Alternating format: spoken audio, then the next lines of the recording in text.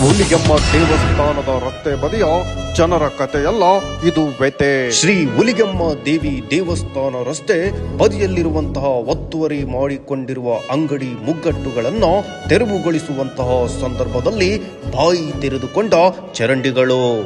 ನಿಮಗೆಲ್ಲ ಇದು ಕೇವಲ ಚರಂಡಿ, ಆದರೆ ನೂರಾರು ಸಾಂಕ್ರಾಮಿಕ ರೋಗಗಳು ಹುಟ್ಟುವ ತವರು ಮನೆ ಈ ಚರಂಡಿ.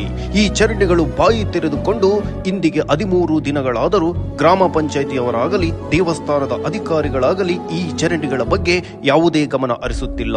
ಇದು ಹೀಗೆ ಮುಂದುವರೆದರೆ ಇಲ್ಲಿನ ಜನರ ಪರಿಸ್ಥಿತಿ ಏನು?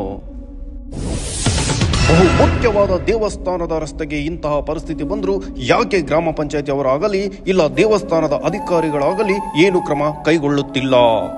ಗ್ರಾಮಗಳ ನರನಾಡಿಗಳು ಎಂದು ಕರೆಯಲ್ಪಡುವ ಚರಂಡಿಗಳು ಇಂದು ಬಾಯಿ ತೆರೆದುಕೊಂಡು ಜನಸಾಮಾನ್ಯರಿಗೆ ರೋಗಗಳನ್ನು ಹಚ್ಚಲು ಸಿದ್ಧವಾಗಿವೆ ಎಂಬುದು ಅಕ್ಷರಶಃ ಸತ್ಯ.